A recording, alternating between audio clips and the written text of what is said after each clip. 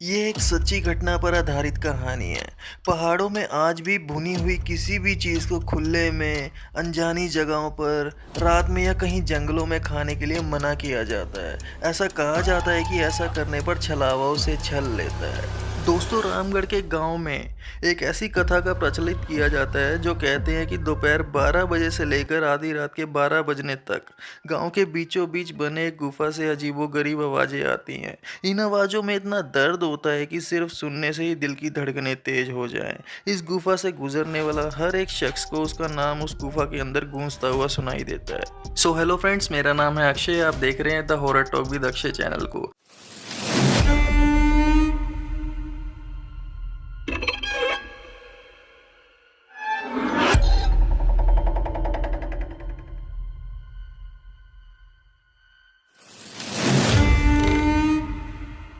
पिछले 37 सालों से इस गुफा के अंदर से भयानक आवाज़ें और ख़तरनाक हरकतें होती जा रही हैं। एक तो ये गुफा गांव के बीचों बीच है, तो ऐसे में गांव के लोगों को इस गुफा के खौफ को ख़त्म करना ही होगा, और ये तभी ख़त्म होगा जब अंदर से ये खौफनाक आवाज़ें और आकर्षण ख़त्म होगा। साल 2013 की बात है, जब दो पैरानॉर्मल इन्वेस्टिगेटर फैज़ और नाजिम को इस गुफा का रहस्य जानने के लिए बुलाया जाता है। दोनों गुफा की ओर जाते हैं, तभी गांव में एक आदमी उनसे कहता है, साहब जी, आप लोग अंदर जाने की जिद छोड़ दो।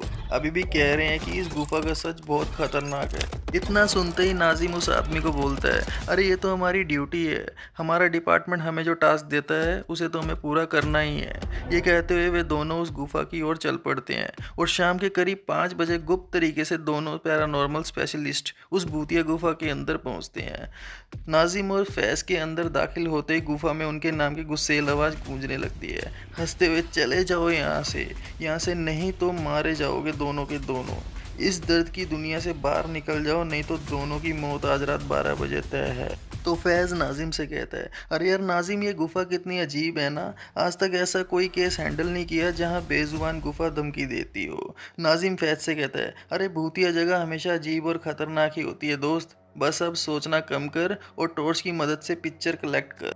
फैज़ गुफा की हर तरफ से पिक्चर कलेक्ट करते करते आगे बढ़ने लगता है। फैज़ को तभी बड़े बड़े कदमों की आवाज़ सुनाई देने लगती है। ये आवाज़ उसके ठीक बगल से ही आ रही थी, और वो कदमों की आवाज़ का पीछा करते करते गुफा के आखिरी ओर पहुंच जाता है। नाजिम हल्का मुस्कुराता चुपचाप खड़ा रहा। इसके बाद फैज़ और नाजिम को उस दरवाजे की ओर चलने का इशारा देता है। दोनों ओर गुफा के अंत में उस दरवाजे की ओर पहुंचते हैं जहां से दूसरी दुनिया का रास्ता शुरू होता है। फैज़ नाजिम से कहता है, नाजिम ये देखो, अभी कुछ देर पहले मैंने अपने दादाजी की आवाज़ इस दरवाजे के पीछे से सुनी। मुझे लगता है कि इसके पीछे मरे हुए लोगों की दुनिया है। नाजिम फैज़ से बोलता है कि एक बार इस दरवाजे को खोल कर देखते हैं, क्या सच में इसके पीछे मरे हुए लोगों की दुनिया है या फिर ये सिर्फ हमारा वहम है। तो फैज़ नाजिम से कहता है, हाँ यार सही कह रहा है, मैं इसे खोल कर देखता हूँ। फैज़ दरवाज़ा खोलने ही वाला था कि तभी उसकी नज़र नाजिम के शरीर पर पड़ती है। फैज़ नाजिम से कहता है, अरे यार नाजिम, जब तुम इस गुफा में आए थे तब तुमने सफ़ेद शर्ट और नीली जीन्स पहनी थी, और अभी तुमने काली जीन्स और लाल शर्ट पहनी है। भाई आखिर तुमने कपड़े कब बदले। तभी नाजिम के दांत बाहर आने लगते हैं। उसका कद अचानक से इतना बड़ा हो जाता है और उसके हाथ के नाखून बढ़ने लगते हैं, और अब वो पूरी तरह से डेविल बन चुका था। वह डरावनी हंसी के साथ एक भारी आवाज में कहता है, तेरे नाजिम को तो मैंने 10 मिनट पहले ही इस दरवाजे के पार भेज दिया था जब तुमने उसकी चीख सुनी थी। तो फैज़ ने डरते डरते बोला, तो इसका मतलब तुमने नाजिम को मार दिया।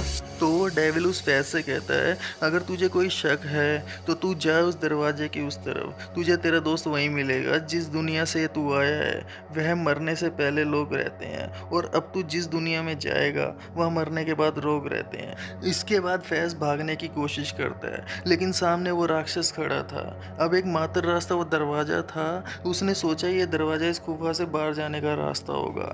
फैज़ खुद की जान बचाने के लिए दरवाज़ा खोल देता है। उसको दरवाजे के अंदर पूरा अंधेरा दिखाई देता है। उस दरवाजे के अंदर से रोने और चीखने चिल्लाने की आवाज़ें आने लगती हैं। फैज़ इससे पहले कि दरवाजे को बंद करता, एक लंबा सा हाथ उस दरवाजे के अंदर से आया और फैज़ को उस दूसरी दुनिया की तरफ खींच लिया, और फैज़ की एक तेज़ चीख निकल गई और वो डेविल जोरों से हंसने लगा।